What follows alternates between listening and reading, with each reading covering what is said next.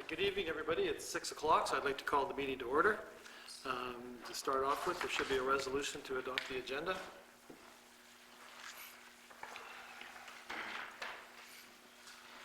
Moved by myself, resolution number 2020-104, moved by myself, second by Councillor Ward. We resolve the agenda be adopted as presented.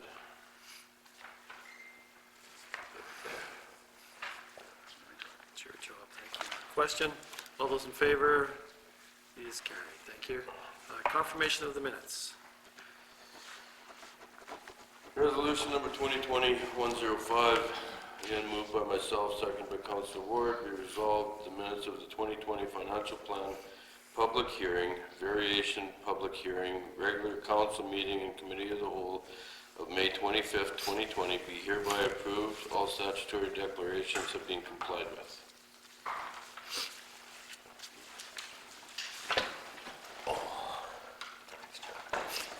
Alrighty, question? All those in favor? It's carried. Alrighty, citizens period. It's great to see some people here this evening. I have a feeling I know why everybody's here.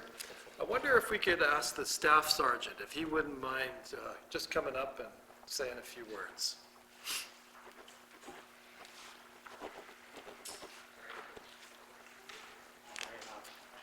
Yep, you chat away.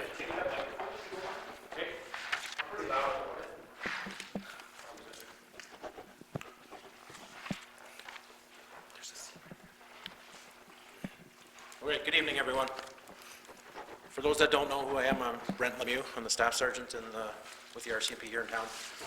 So I was asked to put together some stats regarding the walkway debate that's going on in town, whether that should be closed, open, or, I believe one's closed right now, is it not? No? Oh, okay. Actually, that's how much I know. So anyway, I'll just explain it. When we run our stats, they're not specific to say that like this call came in involving the walkway. So they're more linked to possibly be a conveyance to go into Cudmore and or Traeger Drive for the three walkways, okay? So the girls ran the stats for me this week, and over the last 5 years, and this is the stats that came over that, these are the scoring of them: disturbing the peace, mischief, which is damage to property, mischief, which is obstruct enjoyment of property, so that means making loud noises, probably perhaps someone intoxicated coming to your door, trying to come in, disrupting you from quietness and peace that you deserve.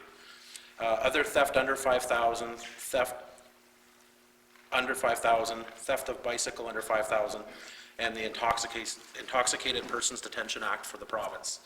There was a total of 85 calls that we linked in the vicinity of those walkways. So that would encompass from house 154, I just have the map here, I don't know if you all have that map in front of you or not. 154, 146, 138, 130, 112, and 104 on Traeger. And as well on the other side, 91, 97, 107, 115, 123, 131, 139, 151, and 159. And on the other side of Cudmore, house 4 all the way to 20, and then 1 on the north side, 1 all the way to 25, and going into Harvey Place on the west side, 1, 2, and then the Rotary Park itself.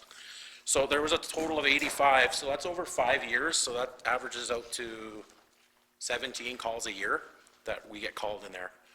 Mind you, there's more traffic in there, of course, that we don't get called to, or we don't make it to sometimes. However, those are your numbers.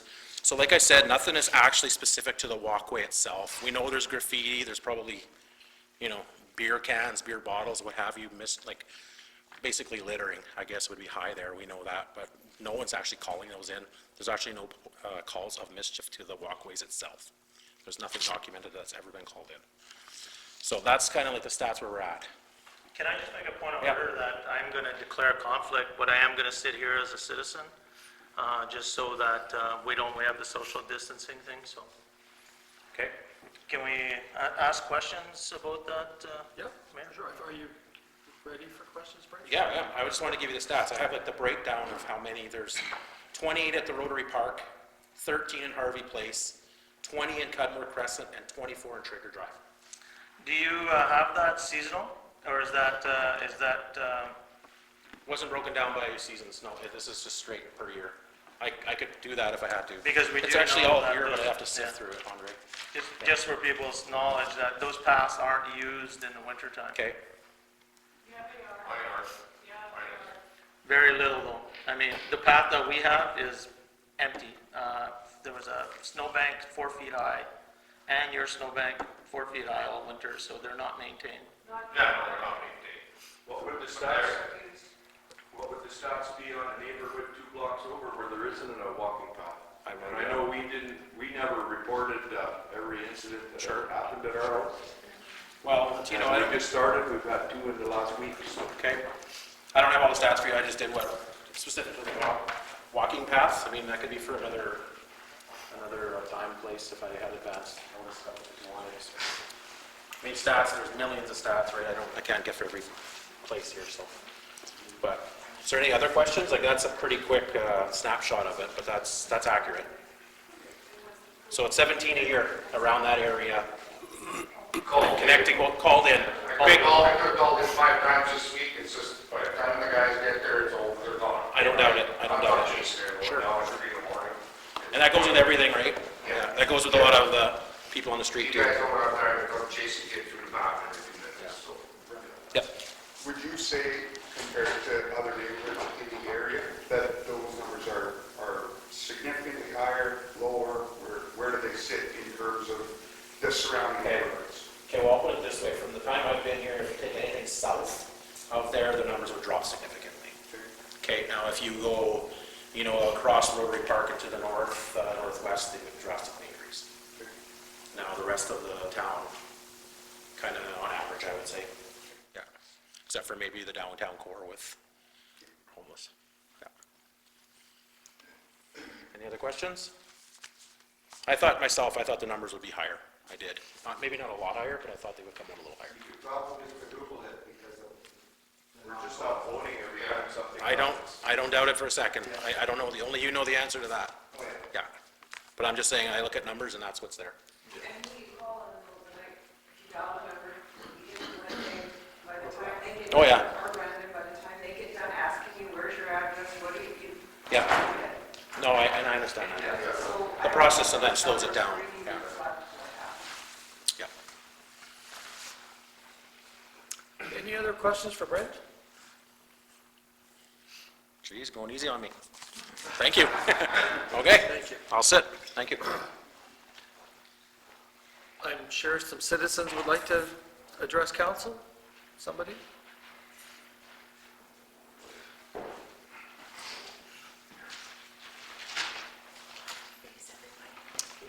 Yeah, because it's recorded. Okay, so, we have been dealing with the issue of these particular 3 walkthroughs for over a decade now. We've signed petitions, we've taken votes, which were in favor for closure for the walkthroughs. We have sat in on more than just a few meetings to try and come up with some kind of an agreement. We've been let down time and time again. The town has not given extra lighting, maintained or kept these walkthroughs clean. We, the affected homeowners, continue to clean up the garbage, glass, and needles that are constantly found in the walkthroughs. We continue to have to redo our fences, and we take pride in where we live. We put up with people all year long, especially from the months of April to November, who are intoxicated, fighting at all hours in these walkthroughs, not to mention the damage to our vehicles, homes, and properties. Last weekend, somebody smashed our neighbor's van window, and within 5-day span, we caught someone rifling through our boat, which was parked in our driveway on our property. We, as a group, are asking for a trial closure of all 3 walkthroughs, and if only 2 of the 3 are closed, then what will the homeowners who live adjacent to the 3rd walkthrough have to endure if it stays open? Is that fair to them? How do you decide this? Whose properties are deemed more important than others?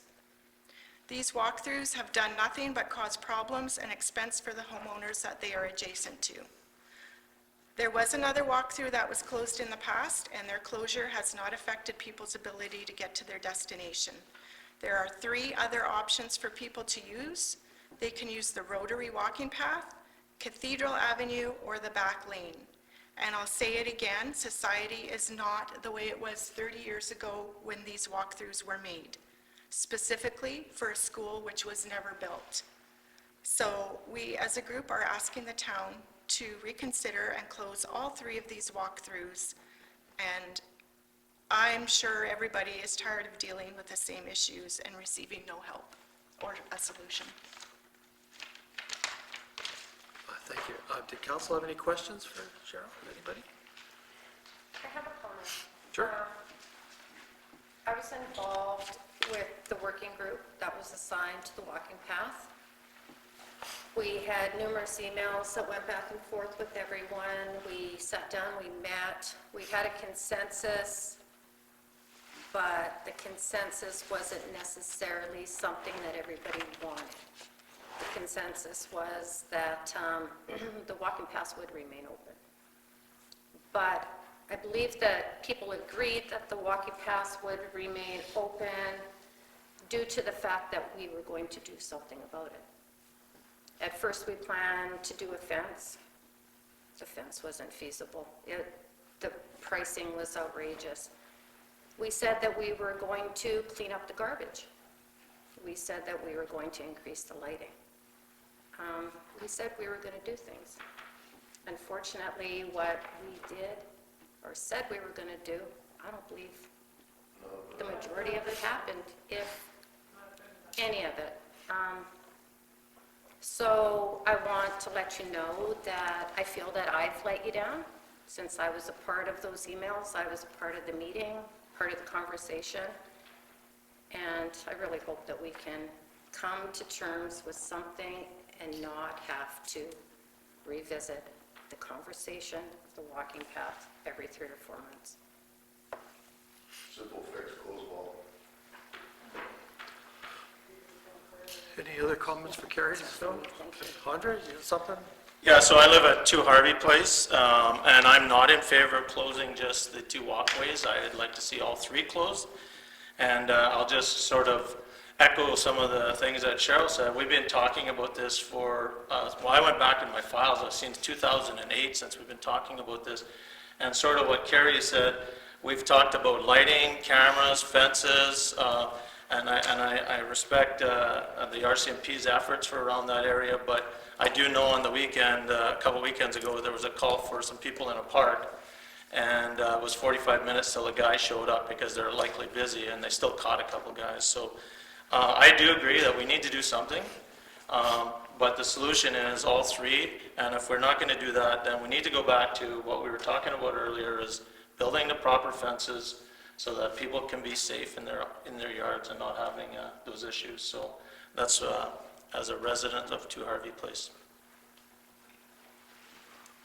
Was there any questions or comments for Andres? No? Was there any other citizens who wanted to present anything to council? I'd just like to say that it's time to do something and quit debating. And, we had somebody this winter walk right into our house. I left for work at 5:30 in the morning. They watched me leave. They walked in the door. Mark, My wife heard somebody in the kitchen. can I ask you to come up to the front? It's being recorded. My wife heard somebody in the kitchen. She thought it was me. She got up, caught somebody running out the back door, and watched them escape. But I guess the police finally caught them, and they had a knife with them. And what would have happened if we would have confronted them? And there's stuff going on there all the time.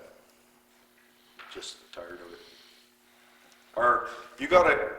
It seems like there's a lot of people are listening to, a lot of these people are complaining that it's going to be inconvenient for them, to have to walk a little further or something, but you got to listen more to the people that live right there that are directly affected. Not somebody two blocks away that might have to walk a little bit further, to go somewhere. And there's a lot of good people that use it for legitimate reasons, but it's, bad people ruining it for the people that benefit from it, Something has to be done. Thank you. Any questions for Mark? Any other citizens wish to address council on this one? I have a question. Oh, sure, can we, Whatever happened to the vote that was taken in favor of closing it? I'm sorry.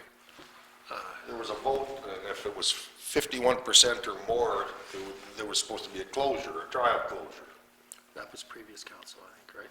I don't know how many years ago it was in the Yeah, past, that- 15 years of argument. Just some background, I mean, you know, that's the frustrating part, is that I think this group has jumped through so many hoops. Yeah, there was a and there's vote, and been- if it come to a certain percentage, it was a yes for closure. It never There was a happened. policy that was written, the people at the group followed the policy, and it was agreed that it met what the requirements were, and then the policy changed again.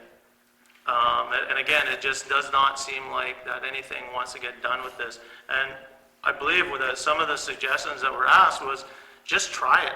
Just try it for, like, try to close all three for a few months, see what happens. If it's a big issue, guys, I mean, we're not trying to transfer any problems to anybody else. If it's a big issue, we'll open it back up. Like, I don't think anybody's trying to push a problem onto anybody else. No. But we need to try something. And by cycling it into one path is not gonna fix anything. No, that's for sure. There was one other path closed by a previous council, and that was from Traeger to the Rotary path. And there was no hoops to jump through, there was nothing. It was closed overnight and it was done. There was no, Yeah. I think that's, that one wasn't a path. I think it was access to the town's sewer line or something. no, that's what they're calling it. Okay. Yeah. I've still got the piece of paper, I found it in my purse where I had written down the results of the votes. And it was 71% in favor of closing path A, 67% in favor of closing path B, and 60% in favor of closing path C. And when was that, Joyce, do you know? I can't remember, it's been in my purse for so long, it's, Well, the problem was, is then they expanded it. There was Exactly. The survey was done 3 years ago, that's when the survey was actually. And it was voted in favor by that person. And some other, It was, the rules were pretty. Changed. Yeah, well, I don't know if they changed, but it was like, there needed to be over 50% participation from the houses, and there wasn't, like, I know it was a majority to close, but it was not over the 50%, so that's kind of why that stalled. There's been multiple reasons why this has continued to stall, and, you know, something does have to be done, for sure, and I don't know, like, we're trying to come up with something here, and, you know, there are people that do use the walkways, for sure, but it's in a tough spot in town, and it's a tough spot in society just because of the way that things are going. They might have to live with it. I think Andre's right. Do something, close it on a trial basis, and let's see what happens.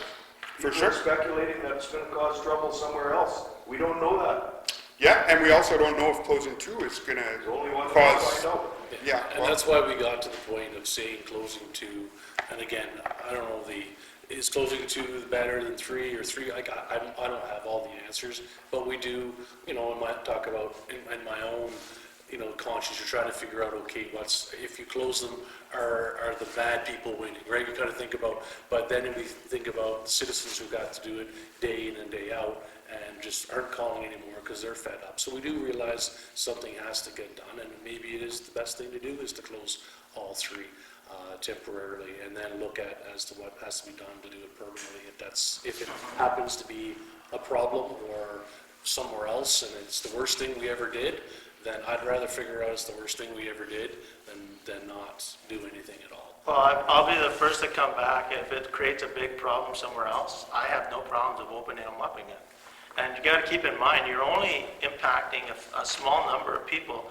Go and figure out the distances between the houses that use this pass and having to walk around, and it's not a big number. yeah, if you're going for a walk. I checked today, it's 600 meters Yeah, from the innermost part of Traeger all the way to where you would meet up on the walking path. If you went that way, it's 600 meters for the people on the very inside Yeah. of Traeger. And not going through them actually could potentially be safer because there is no sidewalk. Right? No. When you're going from. On home to Traeger back, Drive, there's no There is no sidewalk. sidewalk. And I better. think something you have to remember as well is the people that do create the problem are going through a park where there are children.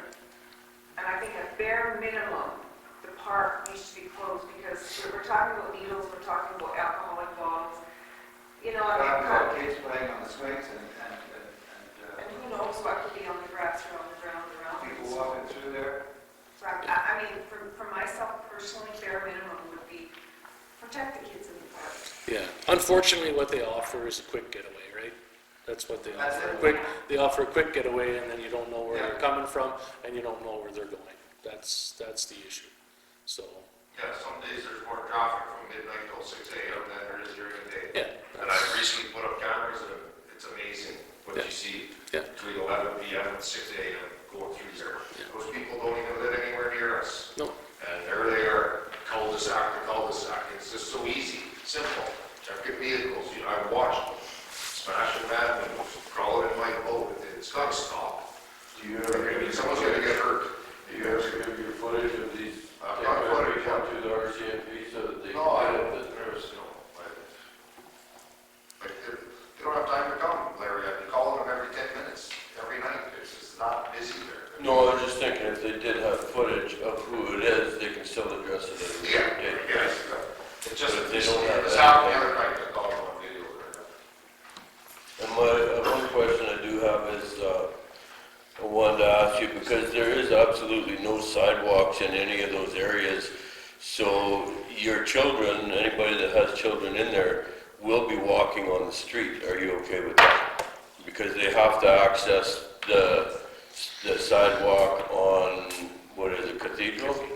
So they will have to walk on the streets all the way around to get to Cathedral with the traffic going through there all the time. They're all right, they're all there. They all, So that's what they're doing now? They're not using the walking paths? yeah, Okay. they'll turn in off Cathedral, come in and God won't come through there. There's no sidewalks anywhere but Cathedral. And on Campbell, on Campbell, people drive pretty slow, you don't see people really up too bit too much.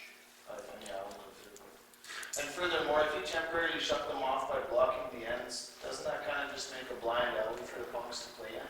Like anybody can jump a 6-foot fence if they're coming. So if I can You help, almost have to just eliminate it and absorb that, so there's not even any trace of a path there. Because it'll just. you touch on a very valid point, and one that we've talked about. So as it stands right now, right, we're waiting to hear back from engineering on how we can temporarily close this. I think it was Chad or Trevor, one of them had the suggestion of barricading it in the middle. Yeah, because Right. that's blocking off an escape route. Yeah. And they're not gonna go in there where they're cornered. Yeah, so right now, that's what we would do. To absorb them is probably a long-term answer, and it'll require people purchasing the land, getting rid of the alleyway. There's some legal work to do. There's a process, it's government, right? So it's not quick by any stretch. And the last time, there were some people who didn't want to buy their land. How was it in the very beginning, that was zoned as a path? It still is. Yes. It still is, yeah. It's a path, yeah, and it's registered. So if it's barricaded in the center, so you can't get through, people are okay with that? As long as it's not over 6 feet, like it has to be taller than a 6-foot person, otherwise they'll just go right over that, like if it's a barricade, then make it big enough that they can't go over it. Okay. They can, even with it being in the center, with it being taller than 6 feet, you can still use the existing fences of the residents to scale to get over to, like, if you want to get through, people can figure that out too. I don't know. but keep in mind, if you know there's a fence there, most of the time, people are just gonna walk around it. Yeah, The sidewalk. fences are, I mean, if they're taking off, they're jumping over anything, it don't really matter. If they're doing something bad, it don't matter what's there. People are gonna go to the path of least resistance, right? They're just gonna, once they know the fences are, they're just gonna go around. I don't think people are necessarily, for the most part, going in there to cause trouble. They're just not doing the smartest things once they go in, you know?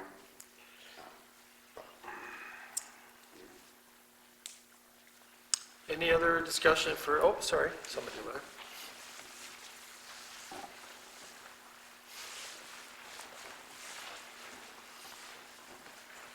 Christopher Chow, 6 Carmel Crescent. I'm just listening to every conversation going around. We've made propositions already, so we have to confront the issues at stake and find a realistic solution to that. Now we are talking about closing some of the pathways and leaving some open. That won't be satisfactory to others because they are afraid traffic will be channeled through their neighborhood. So I'm looking at it from a teacher's point of view, so I'm going to use that trump card. It's about education. How, to what extent are we promoting this to the community, that this is going to be closed temporarily? I heard it on the radio, it was announced, but we've been talking about it on the radio, just making awareness, putting some little flyers in people's mailboxes that we didn't know, because not everybody will listen to the announcement on the radio in the first place, so they are not aware. So their reaction or response to such changes won't be a very welcome one. That's point number one. Point number two, if you are closing, like we said, all 3 should be closed, and with the understanding that community members are now aware to a larger extent that this is what is going to happen. And then for X number of months, 2 months, 3 months, wait and see what happens. If it doesn't work out, then we have to go on another education campaign saying the purpose, because the options are closed or not, leave open. Those were the options we have, because the fence practically is getting out of the deal. So we could say we're going to close it for X number of months, 2 months, 3 months, and see what happens, all pathways. And then after that period, if you don't have a good feedback from that attempt, what do we do? Back to the drawing board and saying the path will remain open, but from this time of the night to that time of the morning, it's going to be closed. We can try that option too. With time, people will know from 10, 10:30, 11, that path is closed. We'll be open again maybe 6 o'clock in the morning, and see people's response to that as well. Because as it is, all hands on deck, we have to try everything. My understanding, just listening to your conversation, is that the metal fence, the cost is too high. Is that correct? Is that why it's not happening? Okay, so if we try plan A, which is closing all 3 and wait and see, works or doesn't work, plan B, this time of the day, there'll be, the working parts will be closed to the morning, and then it gets open again. If that doesn't work, since the pathways are town property, will the town decide to put up a wooden fence higher than the normal fences we have around our homes, which will cost a fraction of what was budgeted for in a metal fence? And then we know this is town property. To make it even attractive, that way they won't destroy. These young guys, most of them are, you're looking at kids between 17 and 22, 23. It's within that range most of the time. And so if the town decides to own the pathway completely, they can put up a fence high enough. Maybe the average is 6 feet, we know. They could make it 8. And then make it a graffiti kind of board for the young ones. If you go to Calgary, there are certain neighborhoods, they have big boards like that. Kids go, they use their spray paint, they do things on that. If they see their own art, just as we see on the trains that go through town, they're not going to destroy it. It's a footprint for them. Then we know we are covered. They can go and use their spray paint to do whatever they want. Once in a while, if the town looks at it and thinks it's too messy now, We can paint it all over again. And then they can do their artwork there again if they choose to. And they won't destroy their own masterpiece, just as we see on the trains. When the trains go through town, they don't destroy them, they leave them there. And it's all over Canada, it's across Canada. You go to Edmonton, you see the train, the same thing. You go to New York, the trains are like that, it's the same thing. So these are some of the options put on the table in terms of cost. That way it will cost less for the town to run a wooden fence 8 feet tall, made in a form of a graffiti board for the kids to use. And we tried that and see whether they'll be jumping over 8-foot fence and getting into people's property to break their windscreens and all that, or steal bicycles. We tried that as well, so I'm done. Any questions for Chris? Just like to say, I think you have some good ideas. It comes with a tip.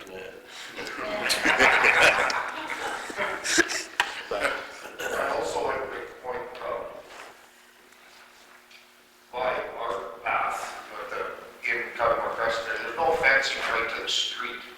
So the kids, instead of going right to the edge of the path, they're coming up through the yards, through the driveways, and then going through where the fence starts. If they're going to stay, we need fences to the street. I mean, they just constantly in our driveways. Of course, we're going to walk by and check the car in. That's just, it's gotta, there's no fencing around our area, anything from Cutmore to Traeger there, that AD thing. All the driveways are wide open, the kids are, people want to go for a walk, they don't want to walk that far, so they're cutting through the driveways right across through yards, and it needs to be blocked if it's gonna stay open. Fence right off the street.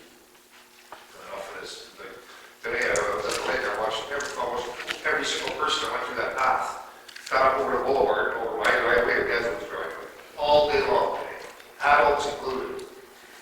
Yet they want to go for a walk, but they don't want to go for a walk, because it's too far, so they got across their driveway. It's got to be fenced, it's got to stop all of it. So what are we going to do in terms of how we're going to measure the closure? If all 3 walking paths were to be closed, or even 2 or 1 or none, what are we going to use to measure it to see if it's effective? Or that's something that we need to talk about. Is it going to be based on the stats that Brent has? Feedback from the people Yeah. that it's Or affecting. just come back Schedule and another meet again? meeting, close them, schedule another meeting in 2 or 3 months. And If they got Get some some facts feedback that from it's people. causing issues, then get the RCMP back here, see how many calls they got over in the 3 months in that area, you know. Because we have to be They able are to the measure camera, it, right? So if you check the camera, you know, see what happens once you close it. Chris's suggestion of an 8-foot fence along the walking path, is he alone on that idea, or how do the rest of you feel? No, I'm We're great. in favor of that. And the reason for 8 foot is in the winter time, we get a buildup of snow, which can Since the raise, town doesn't flood it. yeah, raise it up like 2 feet, and then of course your fence, if it's a 6 foot, it's almost like a 3 or 4 foot. Yeah, the town doesn't plow, so in the winter when snow gets back, well, even the kids walking by the fence, it's only up to their ribs, so they're looking at everyone's yards, because the snow's not plowed, right? It's just the buildup of accumulation of snow, but 6-foot fence is no good if you're not keeping the snow clear, right? And you would only want the 8-foot up to the front of your house? You wouldn't want it all the way to the... No, but we need something all the way to the front. Yeah, but not 8 feet. So if it's gone down to 4 feet. Yeah, it's all, yeah. Or 3, like 3 feet long.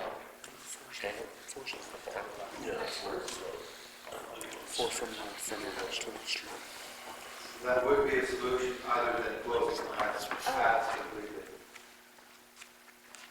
Closure is number His one. favorite though. Okay, and since we got you all in the room, so if we decided to close these permanently and get rid of them, would you all be prepared to buy the land?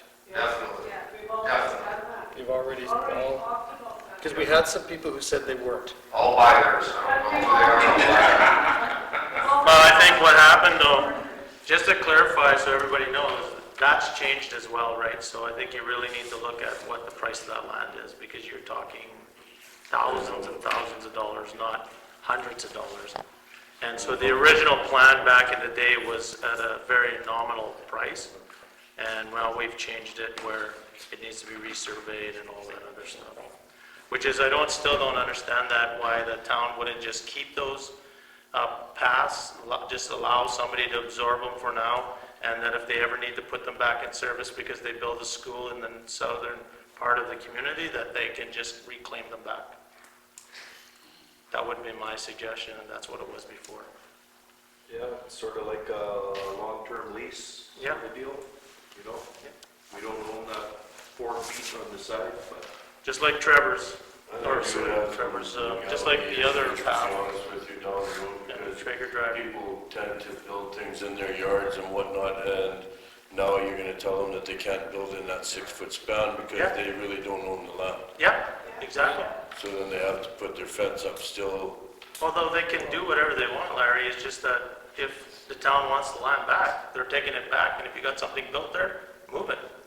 Yeah, you can make a caveat and have people sign that. Yeah. That's a big deal. Parks tells you what you can and can't do on their land out there, it's all leases. And everybody does what they want. Yeah, I was there for 37 years, I watched it all. Any other comments or questions for council, folks?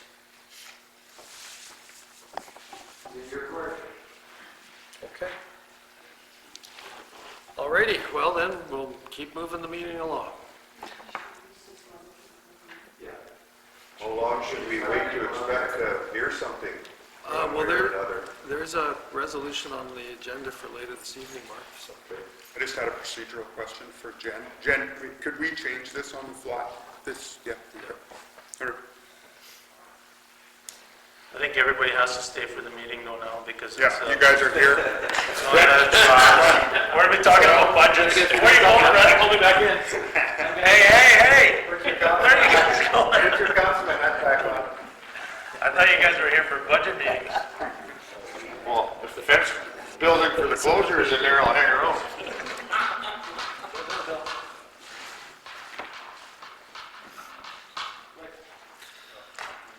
Okay, 4.1, Jackie Lassane, property taxes. Oh. I'll look and see if they're outside. Yeah, there it was. Oh, she is? Okay.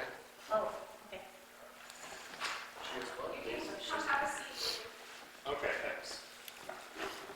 Well, I can say my part, I guess. Do you want to see if she's outside? Yeah.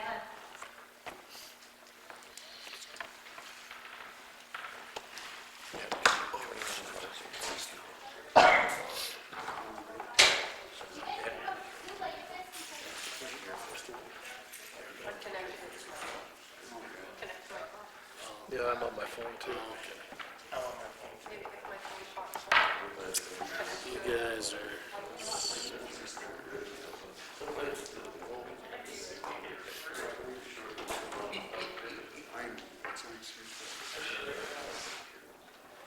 Oh, she's still here? She's got the pop like a cell phone.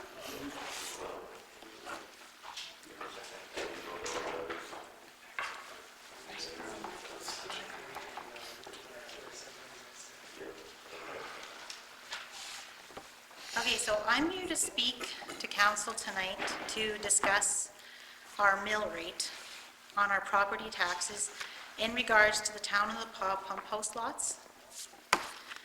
So when we tell people we have a cabin at Clearwater, they say, that's so nice, whereabouts is it? First of all, we have to explain in detail, especially if they're not from the Paw, because we have no proper road sign out there to mark the road with a name. And I ran into that problem many times, especially when I phoned 911 last year for my mom. They didn't even know where to go. It was crazy. Apparently, it's called Lakeview Road. I've been told that because I've read it on a document. That's the only way I know that. And as far as I know, I thought that was mandatory for 911 purposes, is to have a road marked properly. So At the pump house lots, if they are familiar, they say, oh darn, you guys must pay a lot of taxes out there. First time, I always tell people I have a cabin at the pump house, that's the first line that comes out of their mouth, every single time. You guys must pay a lot of taxes out there, because those are town of the paw lots. They ask, what do you get for those taxes? And we pay the same mill rate as the town itself, but it really isn't comparable to what the town receives for any of the same services. When it comes to these services that we don't have, as I said, mentioning the signs, as I mentioned, I had to send many emails last year to the town just for stop signs, just to get stop signs. We had none. I think there was one at the one road that was there for years, and it kept getting knocked down. Every winter it was knocked down. It's an extremely busy road with an intersection in the middle. So slowly over the course of time, and calls and emails, we did start having a couple pop up. We're still waiting for one more, but the ones that we do have, I think they're working on it, but they're 2x6s sitting in barrels. I mean, they did their best, but I don't know, didn't seem like a priority, I guess. When it comes to the road themselves, it's the same as the day it was built. A gravel road, no grading. I've never seen a grader, I don't know if there is a grader. It's an extremely busy road in the summer. There's nonstop construction. There's nothing but potholes and washboard right now. That goes on all summer. We don't have streets, we don't have street lights, we don't have sidewalks, we don't have parks, we don't have boulevards, and we don't have back alleys. When it comes to the winter months, the snow piles up, and the road does get plowed. This is done by airport employees, which are airport employees. Luckily, I know one of them, because there's times where it didn't get plowed, and I'm friends with him on Facebook, and so I messaged him saying, we need to get out of here, so can you come? He's a really good worker, and he does a really good job. When I did email the town about this, I asked, where do we fit on priority here as taxpayers when it comes to plowing? I received an email back that said, please understand, we have regulations and requirements at the airport that will always take precedence over the lake lots because these are airport employees. So wintertime becomes interesting out there, especially for our school bus. He's been stuck so many times. He tries to turn around, and again, there's people out there that have to get to work. We're living there. Also, our school bus, just a side mention, is not a Kelsey School Division school bus. It's a Mohican bus line. They used to be Kelsey bus lines. And we're paying regular school division mill rate taxes to the school division, and I don't really understand how the rest of the park works. It's not the same kind of way though, but that's a park airport school bus that's going out there. With the water, when we put our water under the cabin, it costs more than $10,000, upwards of, to put in a well. There's no water infrastructure out there to maintain. There's no maintenance, unlike the town. Septic, we had to put in our own septic. Again, thousands of dollars to put a septic system in. It's a strict holding tank. Because of the lake, you can't have any gray water, you can't have any field, and neighbor proximity as well. The town doesn't help with any part of that. We pay upwards of $80 twice a month just to have the septic guy to come out, and we only have one truck that's willing to come. The other ones won't come, they don't like the condition of the road, and they don't like the incline of the lot. Sometimes it takes some coaxing to get them out there. So again, no infrastructure to maintain. Garbage. Last year I started emailing the town. The only one employee that I can talk to, because there's only one employee that seems to really know about the lake lots out there. In regards to our garbage and recycling handling out at the lots, as there was nowhere to put it, I was dropping it at the park stands, the park wagons, burning it at home in the RM. I had nowhere to put it. We now have an update. We do have a garbage stand. It took quite a few emails, and now Excel had built one, and we do have one out there. It is manned by the airport employees again. They tend to it. They look after that. The recycling, however, we don't have access to it. The only way we can get recycling, I've talked to them, is if we use the parks trailer. The reason for that is because Parks looks after their trailer. Parks moves the trailer, they maintain it, and they take it to the recycling themselves. So they won't bring us one, I've already asked. Now, in comparison to my property in the RM of Kelsey, I have 25 acres with a shop, outbuildings, beautiful RM water access that has infrastructure that is maintained, roads that are graded, and proper 911 signage. For this, in the RM, I pay 1/4 of the property taxes to the RM that I pay to Town of the Paw at the lake lots. I would also like to mention that I don't have a garage at my home at the lake, and I'm only 80% assessed right now. So that will go up. So what am I getting from the town for $8,234.88? I guess a nice view of Clearwater Lake. And that's about it. So we would like somehow to fit in a different mill rate for us out there at the lake lots that is more fitting for the services and infrastructure that we have. And that's all I have to say. Any questions of Jackie? Luba, did you have something to add? Everything she said, my house is complete, and I'm paying $10,000 for exactly the same services that Jackie outlined, and it's just inequitable. The other thing is, with all the different lots, we've heard from different neighbors that all the lots are always being turned over, and no one, well, I know there are two builds going on, otherwise there are no one's building right now. The lots are just being turned over. If you guys want to collect taxes on these properties, it needs to be a more reasonable mill rate. Yeah. It has to be, like, people just, they're like, we're building out there steady. And, like, all of this turnover of these lots, which was never supposed to happen, stuff is just getting resold. People drive by, like, we have so many people that drive by, they look at it, and then they look and they must think, holy, what's going on out here? Like, nothing's getting built. I think people are scared to death of the taxes. We didn't know, like, when I talked to Luba said she got that tax bill, she would ready to put her house up for sale instantly. She was so upset. I was so upset. I never dreamt this. I didn't realize, like, I mean, we have a house in the RM, and then we see this. I phoned the assessment branch right away to say, like, what's going on here? And she said, well, your house not assessed properly? I said, well, no, it is. And she said, well, your problem is your mill rate. The Town of the Paw mill rate is so high. Why are you paying a Town of the Paw mill rate when you live at Clearwater Lake? And I said, I don't know. Or why are we paying it for infrastructure that really isn't completed? Like, I work out there all the time. Today it was pouring hard. The water was running down the road because the road is not level and there's no storm drains or gutters. So it runs through everybody's lot, like everybody's lot. And that's something you don't see in town. There's a lot of storm running across people's yard. So we don't feel that the taxes are justified. At this point anyways. Like, maybe if it was all done and beautiful and nice, then that would be good. But the way it is now, it's almost like paying full tax or more for living in a construction zone. Yeah, that's all we're doing. And I mean, I don't know, like, obviously there's never going to be septic or water infrastructure to maintain. I've asked the town, I understand that the septic and water bills cover that infrastructure. It's not supposed to be part of the taxes, but we don't have any infrastructure to maintain, and there hasn't been any maintenance on anything.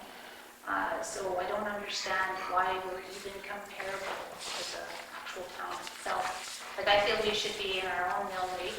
I believe we have our own deadline, like, we're kind of on our own anyway. I think we have a February deadline when the town is August, isn't it? Like, if we're kind of on our own, like, we should be on our own, we're a separate subdivision, we're Lakeview Road, we're not really Town of the Paw. So I don't see why we can't get it changed to be, I don't know how you come up with that number, but it has to be something that's way more reasonable. I don't disagree with most of what you said. Just a couple of things for clarification for you. At $8,200, approximately $4,100 is school division taxes. We have no say in that. Well, I know, and I understand that, but like I say again, like out there, we're using a bus, I know it's paid by a contract. Yeah. That's not a Kelsey School Division bus, like, we've had to deal with the bus, it's difficult, because you have to phone the casino if you want to tell the kids you want a bus pass, and then if they want the bus pass, then they have to communicate. It's quite the process, because we're not really, it is Kelsey School Division, but it's a contract paid, but we're still paying regular school taxes. Like, it's just, I understand that that's part of it, but this mill rate, the town mill rate, like this 32.94, there's got to be something we can do with that. Yeah, it's going down this year. How much? How much? 2 mills, I think. It's Like, going down. but we should be in our own category. Like, it should, because we're not the same. There's nothing the same there. Like, and like I said, we're piggybacking airport employees that are getting paid whether that's their, not their airport employees, they're working at the airport. Like, I mean, it's not like we're sending town of the paw employees saying, you guys gotta go all out there and get the garbage now. Actually, they are town employees. Well, they are, but they're airport employees, you know what I mean? Yeah. Like, that's their priority. That's the priority, is to look after their. So with the town portion, for instance, right, it's about $4,100 you're paying the town, give or take? No, more than that. Okay, so $5,574.66 is net municipal taxes at the top. My school division is 2660. It's way more than the Okay. town. Yeah. I've got no answers for you tonight. We can take it as information. Everything you've touched on, we discussed 10 years ago. Everything. And I have no easy answers for you. And so what did they say, why was there never a special mill rate for out there? Like, this is exactly the same, is it not, as the town? I'm not 100% sure, Jackie. I'll have to check. And there is other people, like I had everyone in favor, but it didn't work out because we can't have that many people here. I had every single neighbor that was prepared to come, but we know we can't have every single neighbor here, but they will be taking their turn, I'm sure. Yeah. It's, you know, and I feel for you, right? I'm sorry that you're experiencing this right now. But in fairness of the town, none of this should be a surprise. Because before you started to build, you guys should have had this worked out. Because this is part of the discussion that should have happened with the bank way back when. We asked, but the town didn't have it. No, I know for certain, They said they could not tell us. I know for certain that if you had given your plans to the assessment branch, the assessment branch would have given you a preliminary estimate on what your assessments would be. And based on that preliminary assessment, the town and the bank could work out an estimate for you of what your property taxes would be. But that's I not know what that. I'm asking. What I'm asking is, it's not reasonable that we're paying the same mill rate. I'm talking about the mill rate. I've already talked to Yeah. the assessment branch. This is a fair assessment. Yep. And Lucas is a fair assessment, but there's nothing wrong with the assessment. Like the lady said, I can't do anything for you. It's your mill rate. Your mill rate is too high. And it maybe for the town, fine, but like the RM, like I said, in comparison, the RM are getting the same services out there. I'm paying $1,900. Yeah, the RM doesn't have the same infrastructure we have. We have 110 employees, they've got 4. But I'm But saying for us. Yeah. For us, Our that makes you infrastructure. drive, it seems like the infrastructure is not complete. Yeah. Like in town, you have paved streets, mostly paved streets and gutters. And storm drains, like there's more of the control of the water. Yeah. Like today, it was like a waterfall coming down off Brutal. your road, basically. This is not my road, but if it was my road, I'd try and do something with that.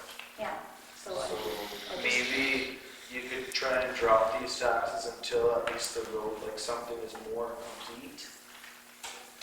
And it's a nice view, the lake view is great, but you look at the neighbors, like, I don't like taking anybody down, my neighbors, but it's pretty messy out there. It's Like really as far as lots not cleared, not much happening, it's kind of, you know what I mean? So, and we're being taxed fully just for trying to get something done. Doing our part to make the place nice, but the rest of the place isn't very nice. There's no street, there's no flat, there's no gutter. I don't want a street or a sidewalk. I mean, it'd be nice to have some kind of drainage area. Just something, a bit more for the tax we pay. Well, as far as I know, unless I'm wrong, it's just Luba and us that's assessed fully. Yeah. so- Like when you go on a roll, like I just went on a public roll, I can only see 2 people because nothing has been done. Yeah. Like people are just building garages and then they're just putting their Rent counters will out be there. assessed anytime. Brett will be for his Yeah. garage, right? So Yeah. that's what I mean, like it's nothing's happening and so many rules have changed and they're all being sold off and then they're sitting and then now there's extensions and I'm sure there'll be probably more extensions and so we're trying our hardest and Lou is too, we're trying to make our places nice, we're trying to finish them, we're trying to get something done, like we're constantly working with, he was on the road trying to fix it one time because there were so many potholes and just make it more nice and I'm trying to like, you know, clean up garbage constantly and it's just that there's nothing there, like I mean, if we needed a dog catcher, if we needed, like there's something like that, like it's just not the same thing, so I don't know how the mill rate compares, I don't have any other town property, so I don't know if that mill rate is different than. It's the exact same. So that's what I thought. Yeah. See? It's the exact So same. how can it be the exact same when it's not the exact same? You know what I mean? It has to have something different. It only makes sense. In all fairness, though, also every property in town is being rate is the same, the mill rate is the same. Dale don't have the same nice paved street, say as the Rose Avenue. They don't have graders coming down or snow cleaning all the time like everybody else, maybe in a But they different do area. get it sometimes. So Like, I mean, there's they still always have something, a right? storm drain and they still have water, and sewer. You know what I mean? Like, it's just, there's, And ours, it's still kind of far behind that. Like ours is kind of comparable to living on a bumpy back alley, basically. And there's no street. there's no street. And I've never seen a Well, grader. I there's no don't know if there grader. is a I haven't seen a grader. grader I've never this seen one that existed. There's just, The front end. whatever the airport has. It's just whatever the airport has is what you get. Well, if they have time. If they have time, and that's what we've been told before. If they have time, when they get spare time, they come and do whatever they can. In their time that they do their, you know, their dues. And we were trying to bring more people with us, but nobody seems to be getting their lot developed, you know? Well, they're not being taxed like we are. And they're not being taxed because they haven't done it, and they They're not- don't they're care not yet paying because they aren't paying anything yet. Yeah, once they do, they're gonna So, go, oh, yeah. it's a bit, it'd be nice if everybody was at the same point, so we'd have a proper backup. Well, if we want to see stuff get developed, so you have to have some incentive, like, okay, well, you know, like the taxes, I guess I could afford, because if someone was gonna try and retire and just live there and retire, how are you gonna retire when you're like paying all these taxes? $1,000 lots, I guess, wasn't enough incentive because nobody's And this, really done we're it. living in a lot that we pay 45,000 for, we would pay 88,000, like, you know, But there's, I mean, this, I think your, like, it's your different. situation that you're saying in is really no different in some situation people are in town. Yeah. So unfortunately, like, obviously everything at the lake right now is new, so it's gonna be assessed at a much higher rate than something Yeah. on whatever street, right? So we have the same issue, and I think it's safe to say we've debated and argued at this table as to whether we change how we tax things across the board, because then it becomes a little easier.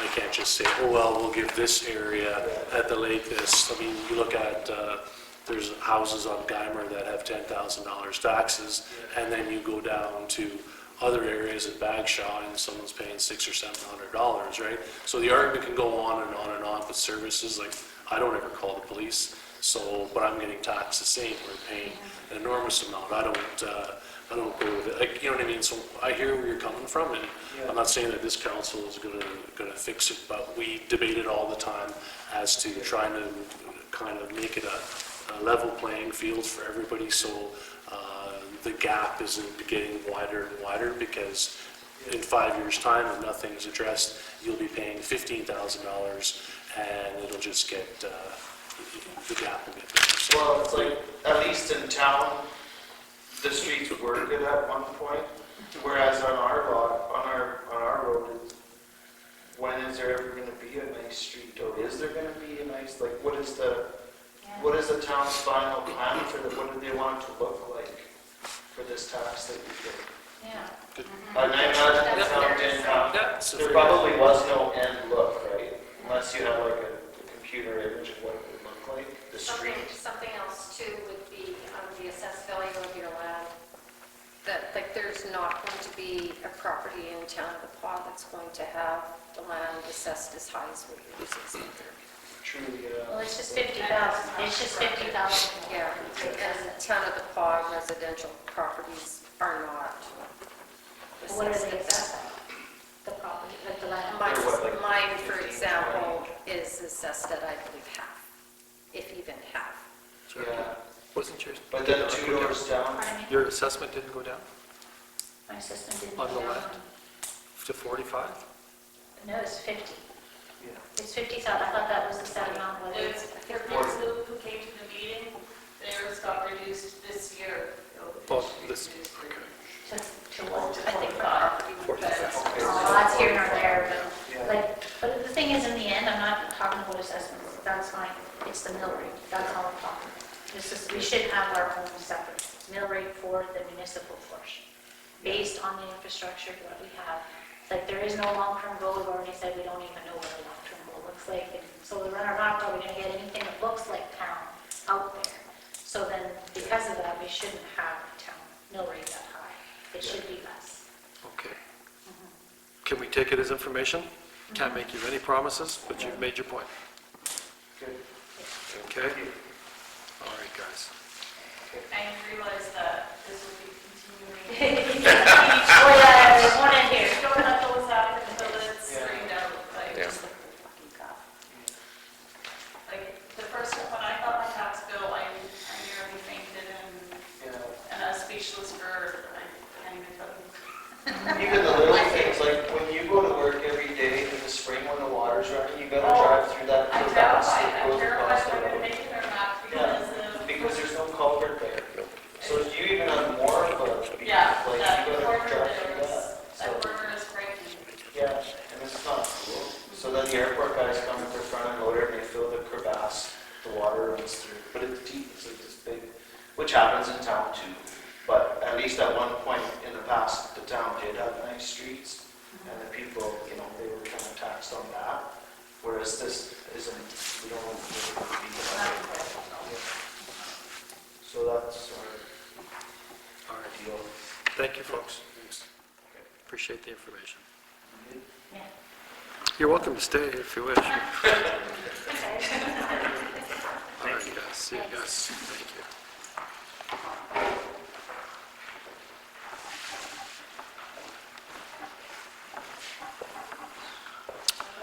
All right, bylaws, 5.1, tax levy. Oh, I'm sorry, Terry, I didn't see you there. Please, come up. You didn't see me? No, you're unusually quiet. Please come forward. How may we help you?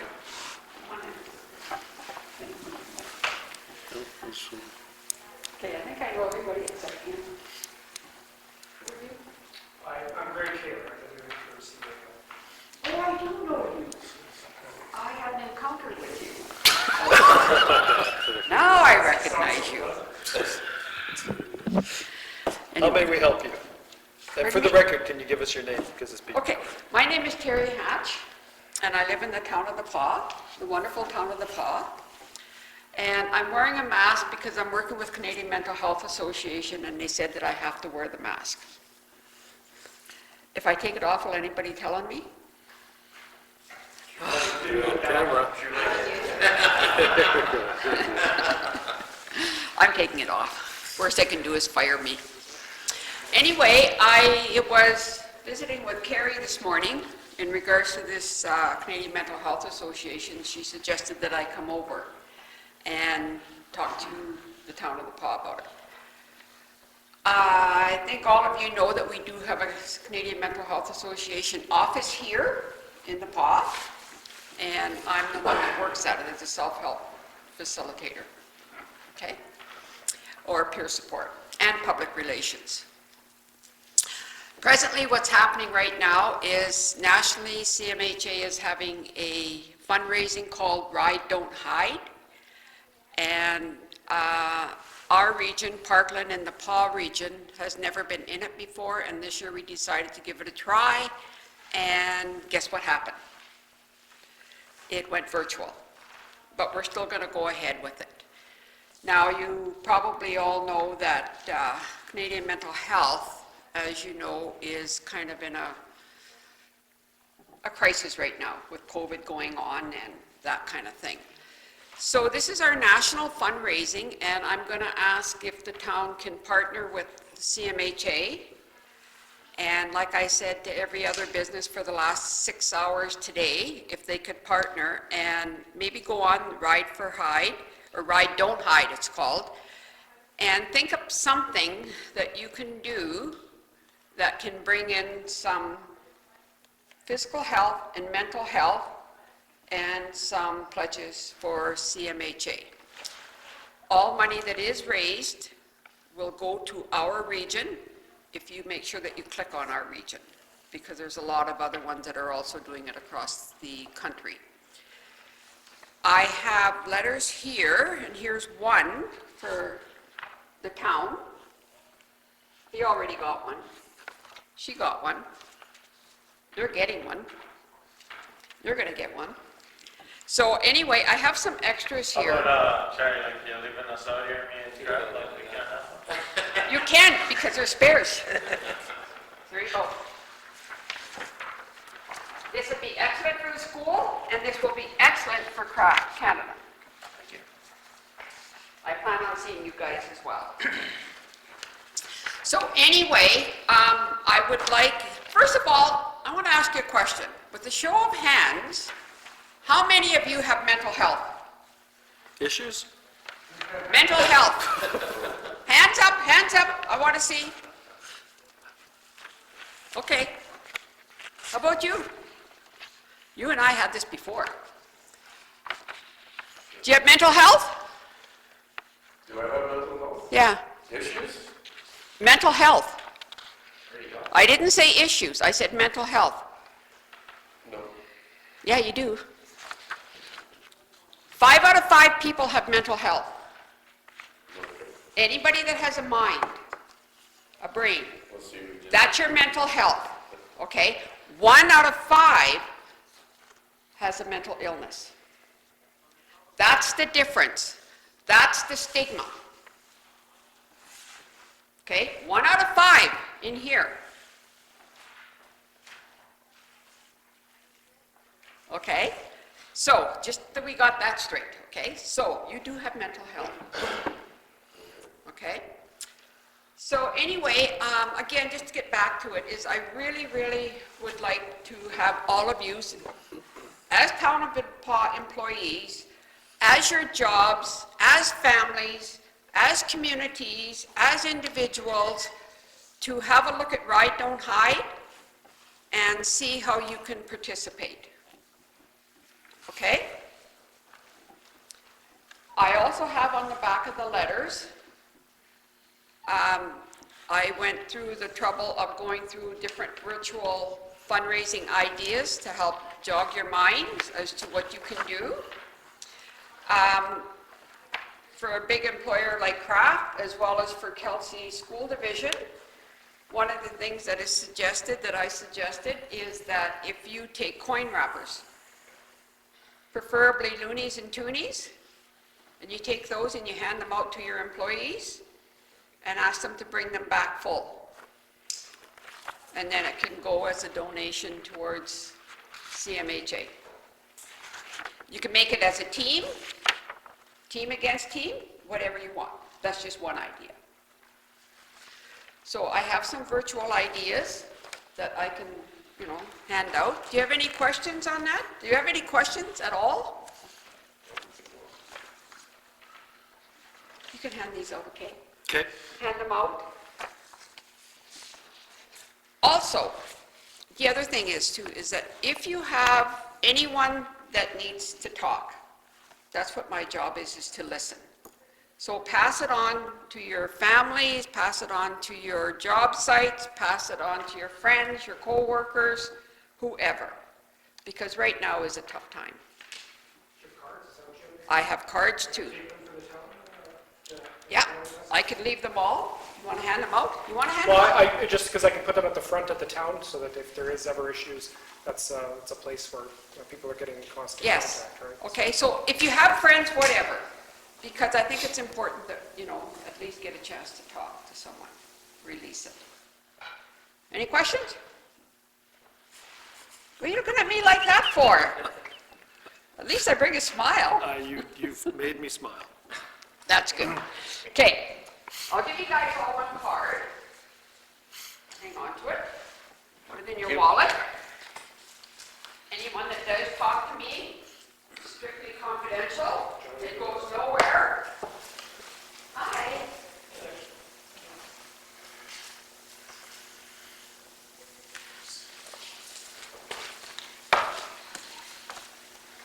Okay? I'm all done. All right. Thank you, guys. Thank you, Terry. Terry, for suggesting I come. I hope I wasn't a pain. Thank you, Terry. Generally, there's a couple more. I could bring you some more. Okay, no, that's good, yeah, if you want to leave it, if you want to. All right, let's carry on with the fun stuff. Tax levies, 5.1. Resolution number 2020-106, moved by myself, seconded by Councillor Forrester. Resolved that bylaw number 4603, being the bylaw of the Town of the Paw to impose the levy property taxes of the Town of the Paw for 2020 fiscal year be read a second time.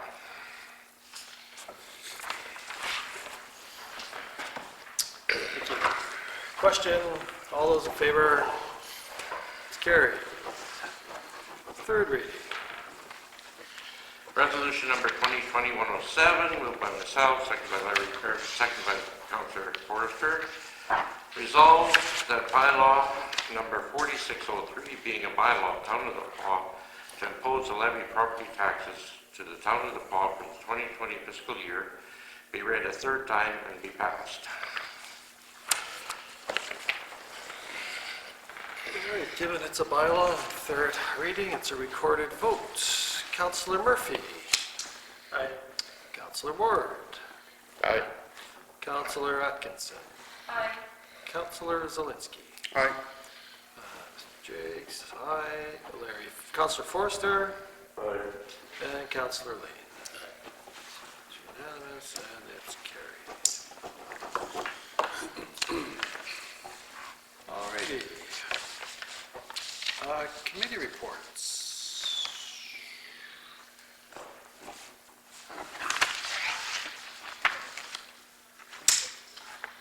Okay, I don't have a list of the committees. Yeah. Oh, committees, oh, I'm sorry, my bad. 621, walking path. So this is the walking path temporary closure.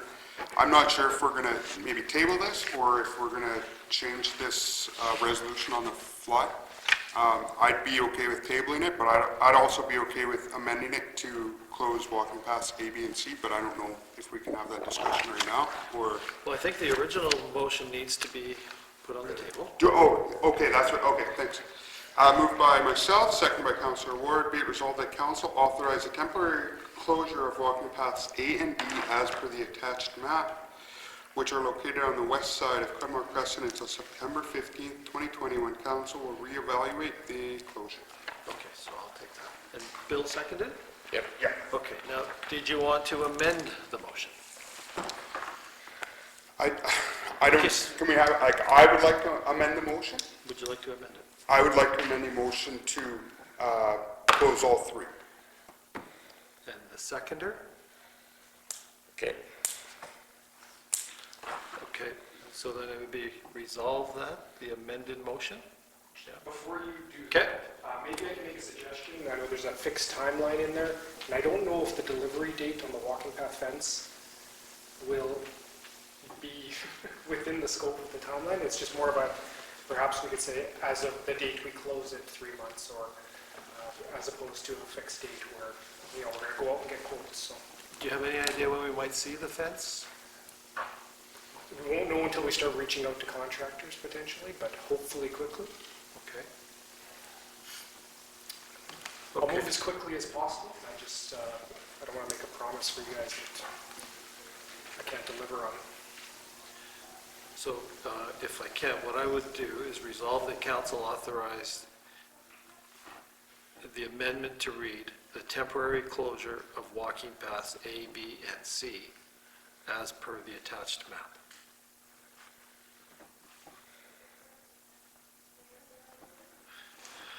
Which are located on the west side of Cudmore Crescent until September 15th, 2020, when council will reevaluate the closure. That works? Okay. Okay, so that's what we're going to be voting on. Everybody's clear? All right, question? All those in favor? Opposed? I'm sorry, what did you, you're opposed? Carrie, you're, I was in favor oh, I didn't see your hand. of a temporary closure, yeah. So, so it's carried. You marked me as abstaining, or I'm sorry? you marked me Abstain? as abstaining, Okay, right? yeah.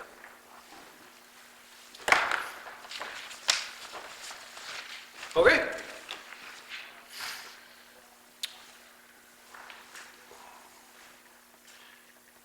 Uh, 631, resolution.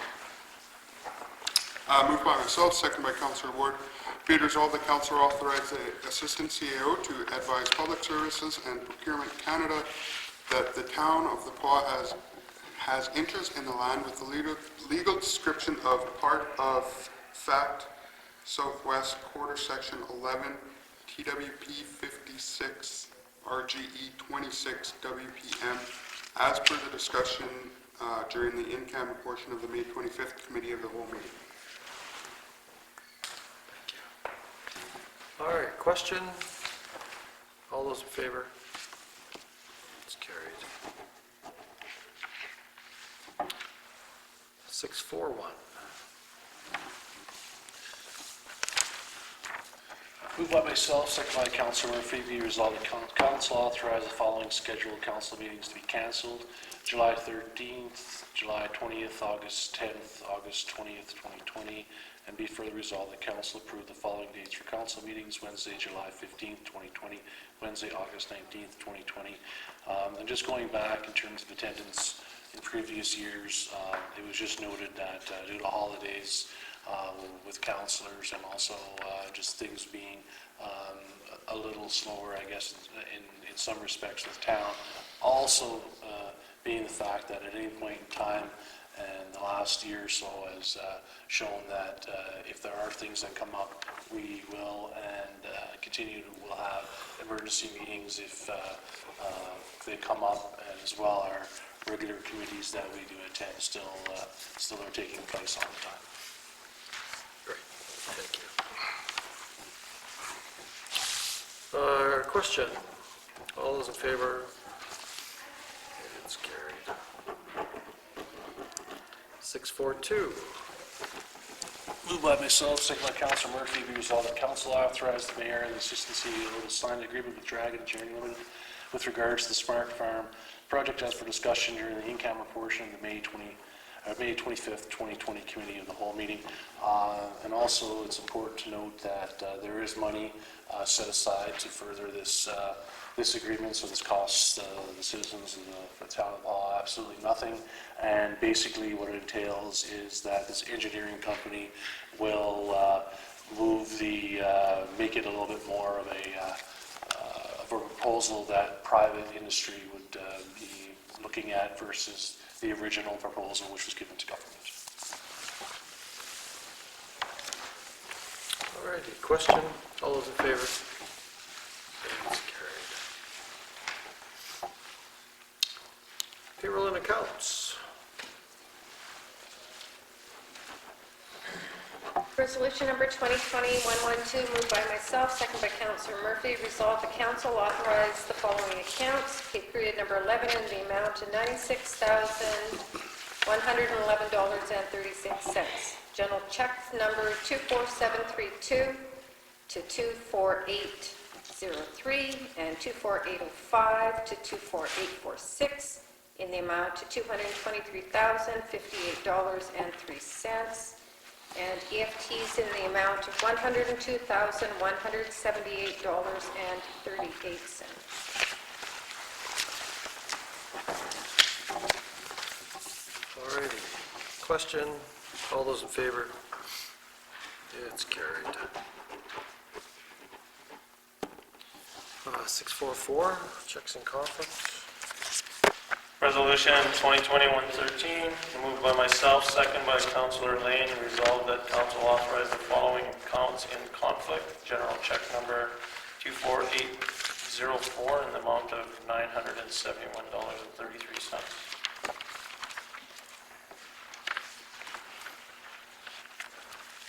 Great, thank you. All right, question? All those in favor? Abstained? Carried. 645.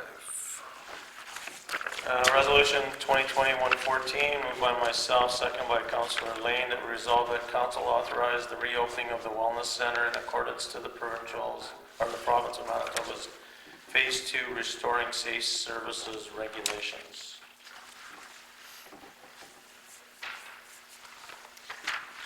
Good to see. Question? All those in favor? It's carried. Alrighty. Committee reports. Alrighty, Museum Board. I gave a report, I believe, last meeting, and we have a meeting tomorrow at 6 o'clock. So I'll have a report for the next council. CDC, Just a quick update. Jackie's been working on, and the group's been working on the PAW fact sheet, so I think I sent you guys around a working draft on that. So we'll continue to further develop that, and we've had good feedback from Graham and as well as other people on the board. Also working on the business license analysis. So what we're looking at, or what Jackie's doing, is kind of trying to do a little bit of a revised business license application so that we can gather more information on what's happening within the businesses. So, you know, like number of employees you might have and those type of things. Also working with the town on the asset management program. So she's working through that with the grant to apply for that. So she's currently just waiting for some documentation to establish the scope of work so she can proceed with the application. Electric vehicles, chargers, so we talked about that a few meetings back. So unfortunately, Eco West wasn't able to secure enough interest from the surrounding communities for the 20 electric vehicles for that zero emissions vehicle infrastructure program. But they've actually created a new path now. They're going through Natural Resources Canada, and we're working with CEDF and other northern communities to go after a different funding organization. So still looks very promising. And also working with the CAO and the drafting department compiling that available land-based database. So those are the things that we're mainly working on. Is there anything to add, Trevor? No, that's, yeah, we got an upcoming meeting on June 17th. Yeah.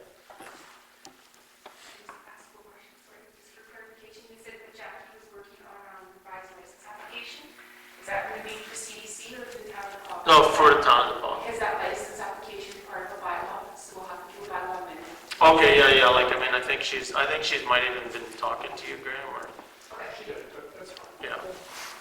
It's not changing any of the structure or anything like that. It's about trying to make an ease for creating a database on businesses and what people need and stuff.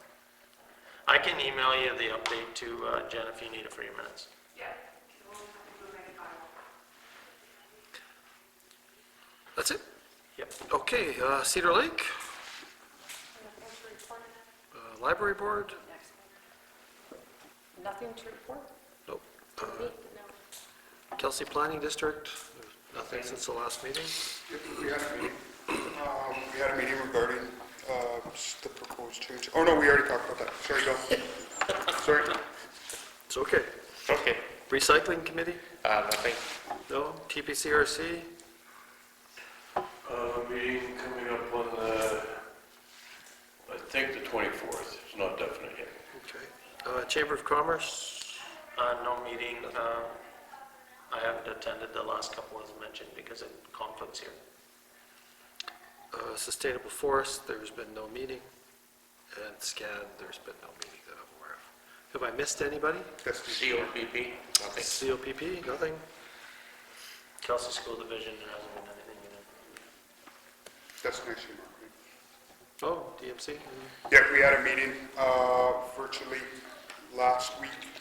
We approved one grant for downtown beautification, so that was nice to get something in there. A few other things in the works, so. Cool. Okay. I have no unfinished business, no general business, citizens period. Yes, Mr. Citizen. For 6.3.1, for the interest in land, in these terms, we raise that. That is...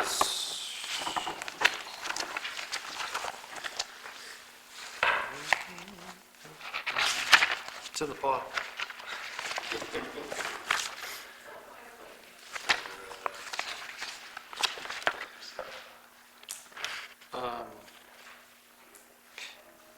Why don't I get you this map and I can tell you exactly where it is. Okay, we'll do that. Yep. I just want to clarify, do you guys, are we going to be closing the walking paths temporarily now, or what's the deal? Like, I Yes. Just wanted to credit? Yes. Okay, All three, all three of those, so. not just the two, all three. Okay, all three of those, so you guys, that's official now, it's till September 15th, you said? Yes. Okay, Okay. all right. All right, I have nothing for committee of the whole. Motion to adjourn. There we go. Great.